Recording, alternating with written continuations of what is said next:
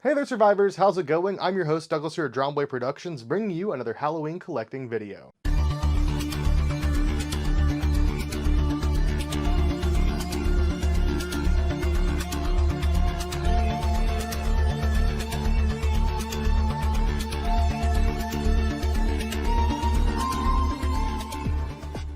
And in today's video, we're going to be taking a look at another newly released Michael Myers mask by Trick or Treat Studios.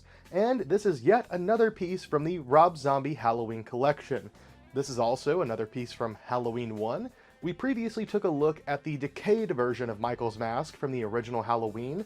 However, today we're taking a look at the pre-decayed 92 Killing Mask look. And you did hear me correctly when I said 92.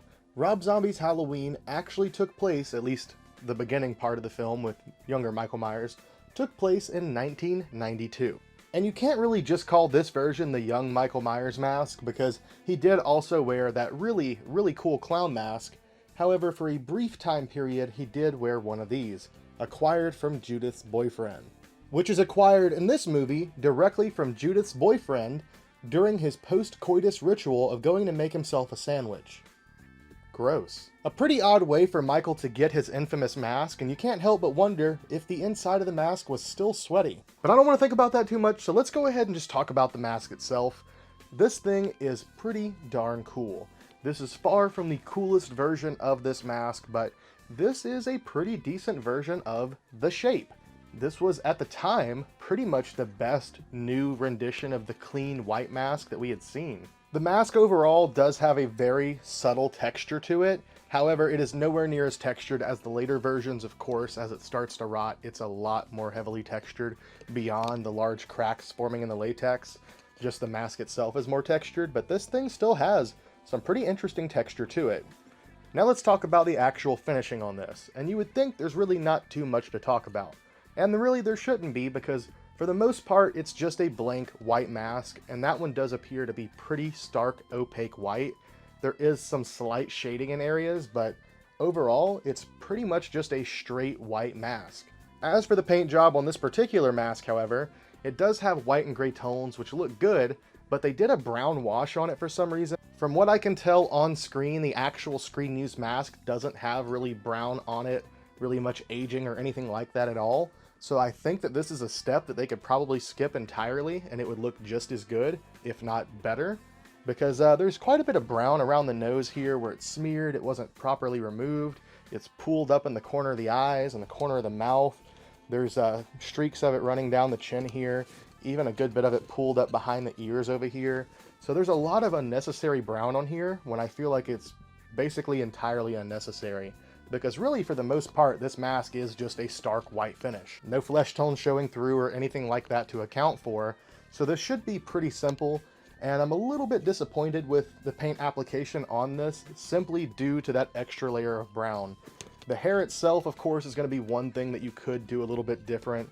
It wasn't quite so matted up and locked together as the later masks looked during this time period, but it looks a bit messier than what you see on this mask here.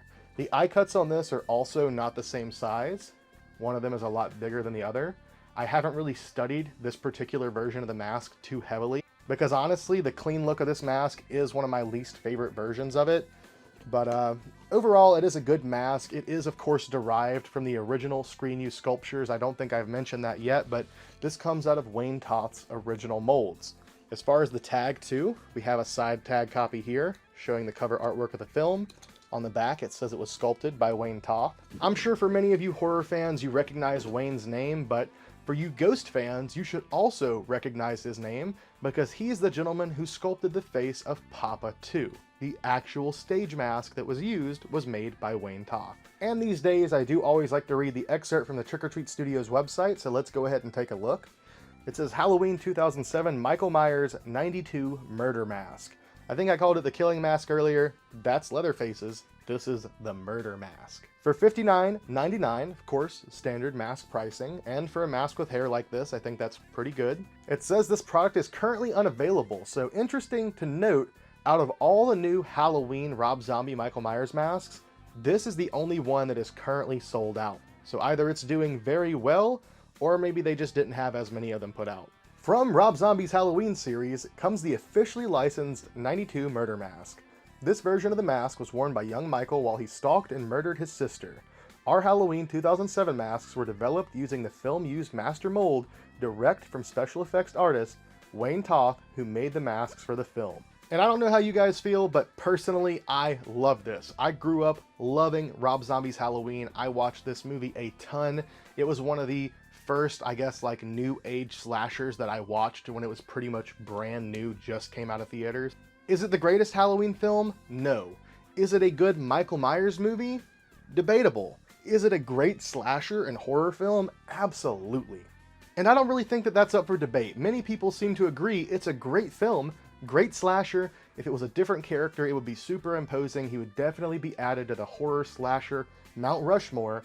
But because it was supposed to be The Shape, and it was just so different, so many people just hate it. And personally, I still really enjoy the films for what they are. They'll always have a special place in my heart, but they're certainly not the best.